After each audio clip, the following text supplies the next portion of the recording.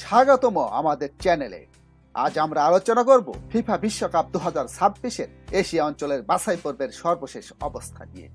Football বিশ্বকাপের কলেবর বৃদ্ধির সঙ্গে সঙ্গে এশিয়া অঞ্চলের জন্য এবার সুযোগ এসেছে ইতিহাসে নিজেদের নাম খোদাই করার। আর সেই সুযোগ কাজে লাগিয়ে এখন পর্যন্ত 8টি দল বিশ্বকাপের চূড়ান্ত পর্বের টিকিট নিশ্চিত করে ফেলেছে।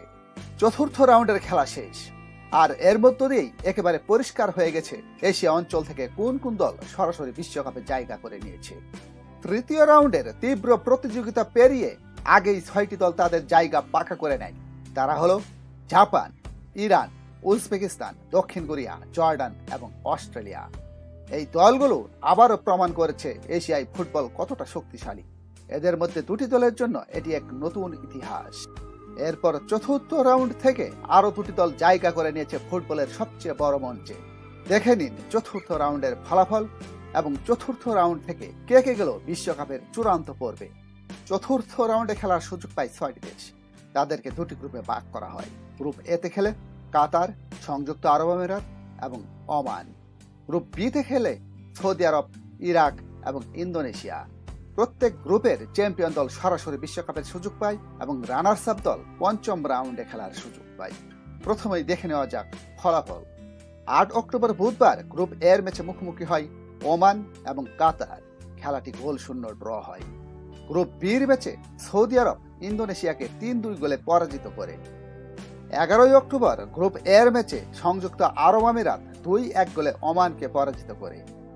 আর গ্রুপ বির ম্যাচে ইরাক 1-0 গোলে ইন্দোনেশিয়াকে পরাজিত করে।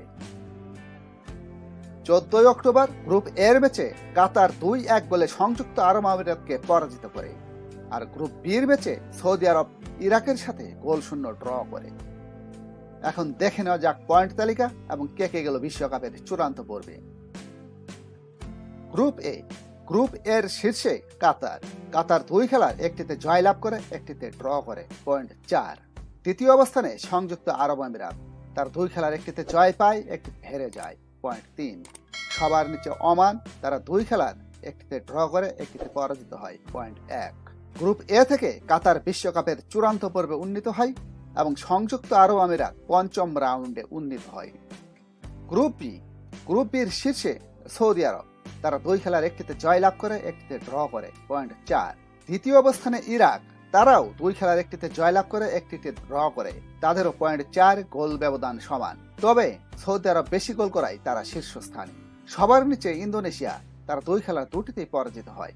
গ্রুপ বি থেকে সৌদি আরব বিশ্বকাপের চূড়ান্ত পর্বে উন্নীত হয় এবং ইরাক পঞ্চম রাউন্ডে উন্নীত হয়। এখন এক নজরে দেখে নেওয়া যাক এশিয়া অঞ্চল থেকে কারা গেল বিশ্বকাপের চূড়ান্ত পর্বে।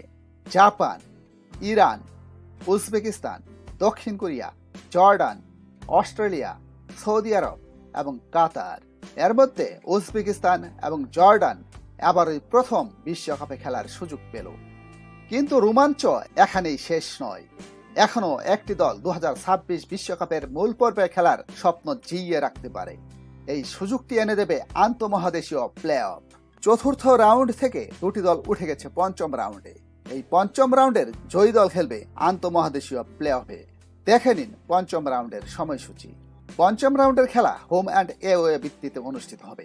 13 নভেম্বর বৃহস্পতিবার সংযুক্ত আরব আমিরাত মুখোমুখি হবে ইরাকের, আর খেলাটি হবে সংযুক্ত আরব আমিরাতে। ফিরতি লেগ অনুষ্ঠিত হবে 18 নভেম্বর মঙ্গলবার। ইরাক সংযুক্ত আরব আমিরাতে মুখোমুখি হবে তাদের নিজেদের দেশে, অর্থাৎ ইরাকেই। জয়ী দল আন্তঃকনফেডারেশন প্লে অফে খেলবে এবং প্লে অফে জয়ী হতে পারলে এশিয়ার নবম দেশ হিসেবে তারা বিশ্বকাপে খেলার সুযোগ পাবে। সুতরাং এশিয়া থেকে 8টি দল নিশ্চিত। এখন পুরো ফুটবল বিশ্ব নজর পঞ্চম রাউন্ডের দিকে। কোন দলটি প্লে অফের টিকিট নিয়ে আসবে এবং বিশ্বকাপে এশিয়ার অংশগ্রহণ নয় পৌঁছাবে কিনা তা জানতে চোখ রাখুন আমাদের চ্যানেলে। আপনার প্রিয় দল কি কোয়ালিফাই করেছে নাকি অপেক্ষায় আছে প্লে অফে? কমেন্ট করে জানান আপনার মতামত।